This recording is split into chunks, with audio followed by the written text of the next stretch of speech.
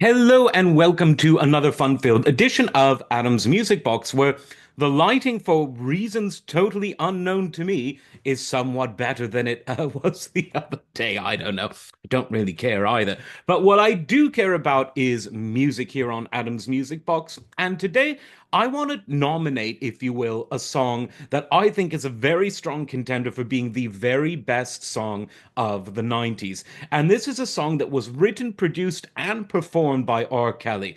Lots of people have different opinions on him, but I don't think anyone can deny that as someone who wrote his own material in an age where that was becoming less and less common, produced it and performed it across so many different styles, from ballads to sort of hip hop adjacent R&B to up tempo music to just so many varieties within that wider R&B umbrella.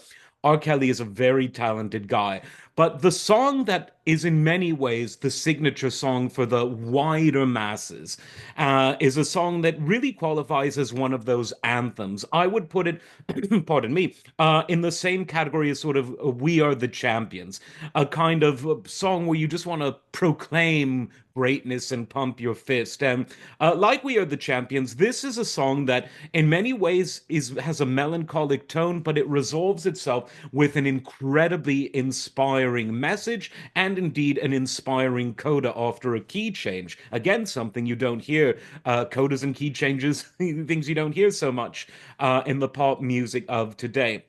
Now, this song, at its inception, was sort of associated with sporting greatness because it was introduced to the world via the soundtrack of the film Space Jam, which was an incredibly popular film in the 90s because it starred Michael Jordan, arguably the GOAT. Back then, he was definitely the GOAT. Now, Kobe is in contention. Some would say LeBron, but for a long time, the undisputed GOAT was Michael Jordan. And I think most people still kind of consider him the undisputed GOAT. And he obviously starred in an acting role in the film, but as himself.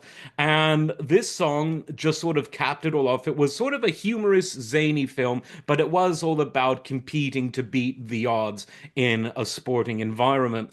And I think R. Kelly captured that atmosphere absolutely brilliantly. The gospel choir at the end is really something that is so powerful. Arguably one of the best uses of gospel choir on a pop record. You could say that along with Foreigner's I Want to Know What Love Is, which I've said before, and I'll do a standalone video on that, the best pop song ever written. But for the 90s, and frankly of all time, one of the very best is I Believe I Can Fly. Now, this song's popularity was sort of multi-generational, which is another thing that's very important if you're going to create not just a hit song, but something that could qualify as anthemic.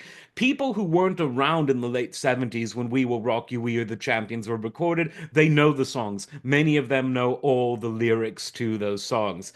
Most people wouldn't even know that a band called Steam did the na na na na na na na na hey goodbye, the Kiss Him Goodbye song from the late 60s, but lots of people know it. It's anthemic in its own right.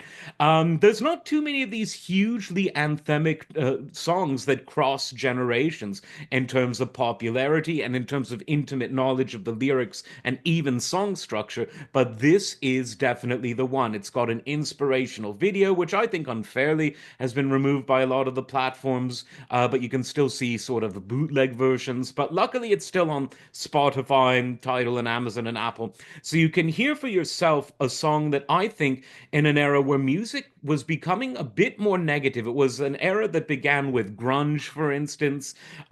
Some people thought hip hop got a lot more negative, and I get where they're coming from. I think a lot of it, though, was about hyper realism. But whatever one's point of view in these areas is, this was a positive and inspirational and beautiful song at a time when the world was ready to eat it up. And I think it still 100% stands up to this day. Let me know what you think. And as always, like, subscribe, and we will see you next time. Take care.